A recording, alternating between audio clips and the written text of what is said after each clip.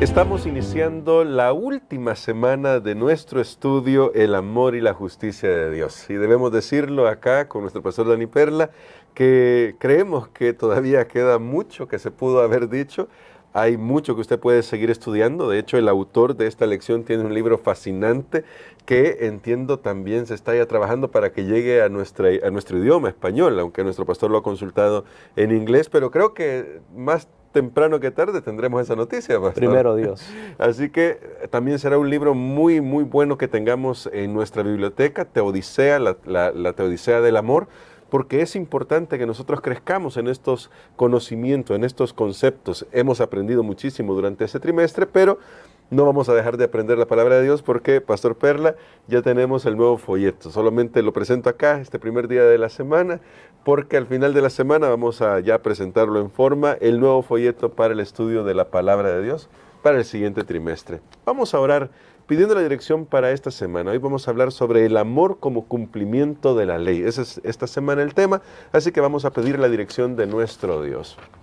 Querido Padre, gracias te damos por todo lo que hemos aprendido de tu palabra durante este trimestre.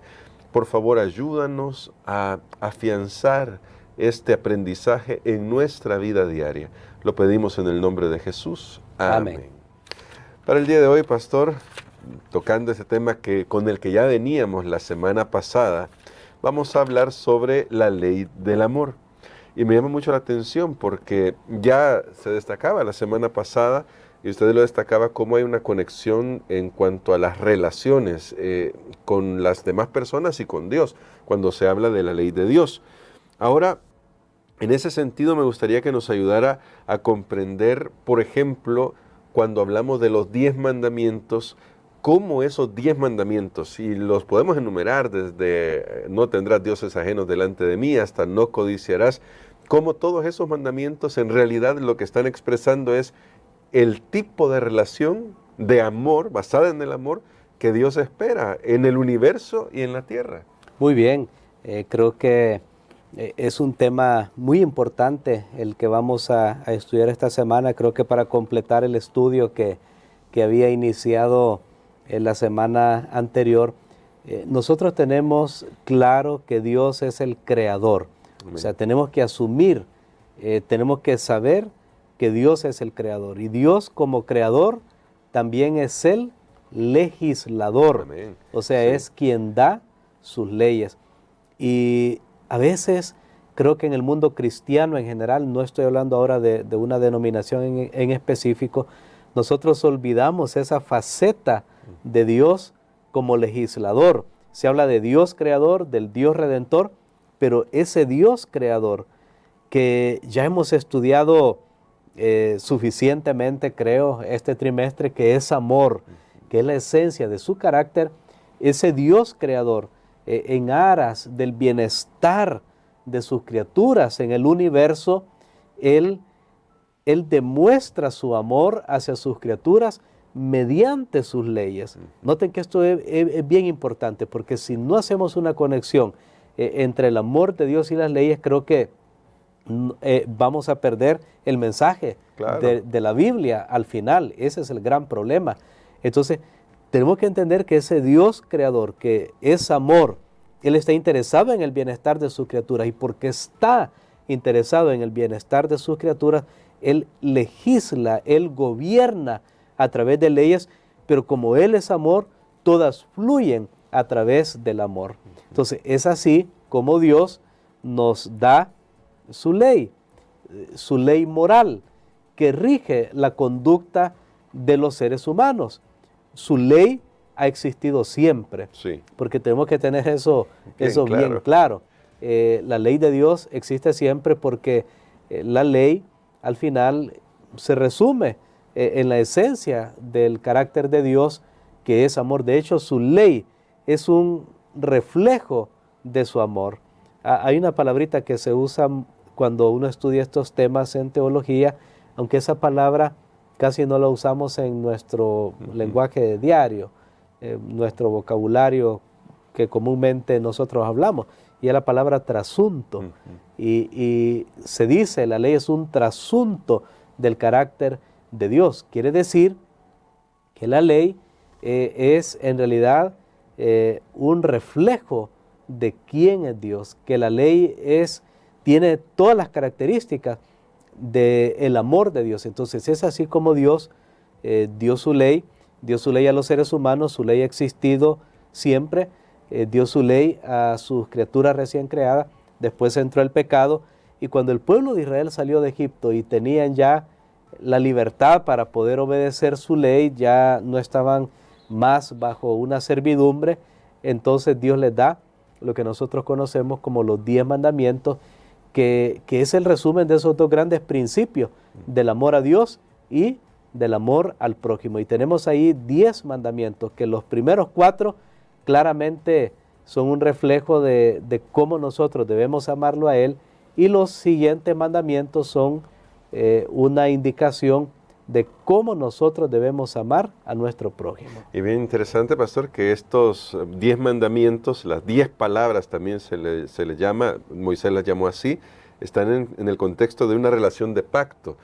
Y hago mención de eso porque esto es importante para nuestro estudio de toda la semana, pero me gustaría, porque usted lo mencionó, que estos 10 mandamientos reflejan los 2 grandes principios de los que habló nuestro Señor Jesucristo, plantearle la siguiente pregunta: ¿por qué no es correcto decir, ya no necesitamos estos 10 mandamientos porque ya tenemos los 2 principios, amar a Dios y amar al prójimo? Hoy, como usted bien decía, sin señalar ninguna denominación en particular, pero hoy hay personas que han llegado a creer que tener esos 2 principios como que anulan o hacen a un lado los otros 10 mandamientos o los 10 mandamientos que se le dieron a Israel. Sí, yo creo que hay una ilustración, y justo estudiando este tema, y creo que lo podremos entender también por las cosas que suceden recientemente.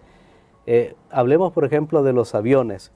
Ahí están los aviones que transportan a las personas de un lugar a otro, pero notemos que hay los controladores aéreos. Sí. Ellos son los que están ahí en esas torres, en los aeropuertos, y a través de toda la tecnología, el aparato, la visibilidad de las torres, pero a través de todo eso, ellos dan las indicaciones y dicen, bueno, ellos saben que ahorita va a despegar un avión, y en esa misma pista no puede aterrizar otro.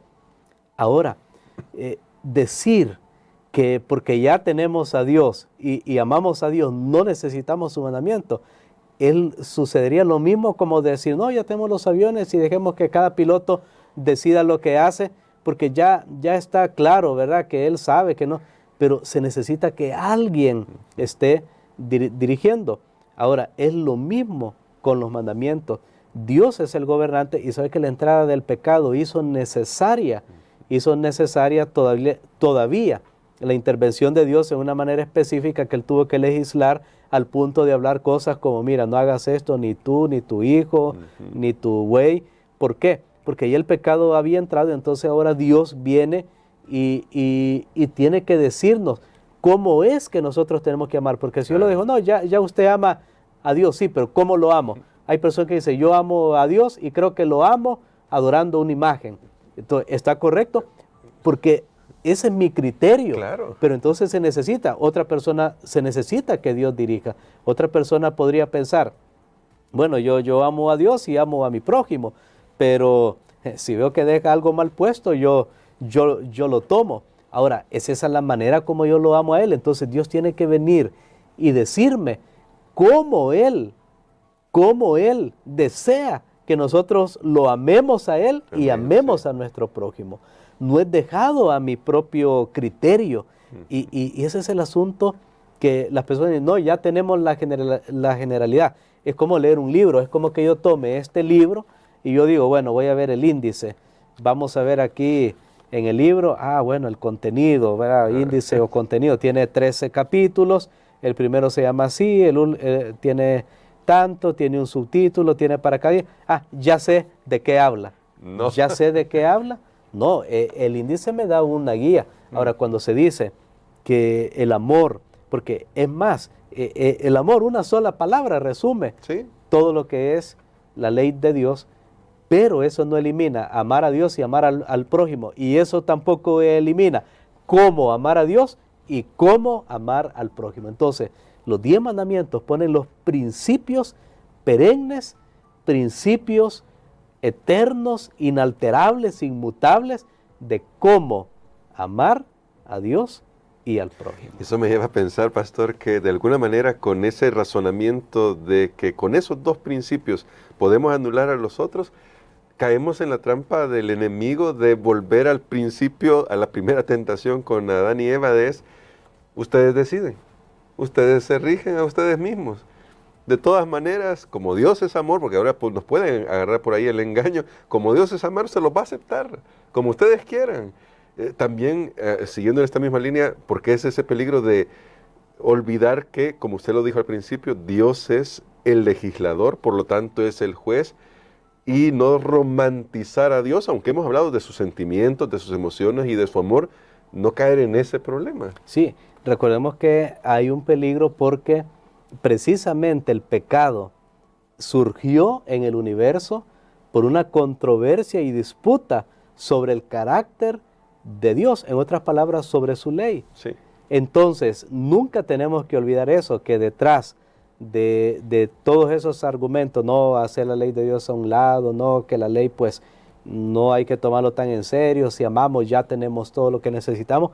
Recordemos de dónde surgen, y como usted lo decía, de dónde surgen esos pensamientos. Vamos más atrás un día, bueno, en la eternidad no existe el cómputo terreno, claro, para el tiempo, pero allá en la eternidad hubo un ser que disputó el carácter de Dios, las acciones de Dios, sus leyes, su motivación, y entonces ese es el peligro que nosotros caemos si nosotros pensamos que tenemos la generalidad, pero que no debemos enfocarnos en aquellos puntos específicos de la ley de Dios. Yo creo que la ley de Dios es completa, y amén. Santiago lo decía en su libro, el que guarda todo, que dice que guarda todo, claro, pero quebranta un punto, no, ya quebrantó todo, porque es una sola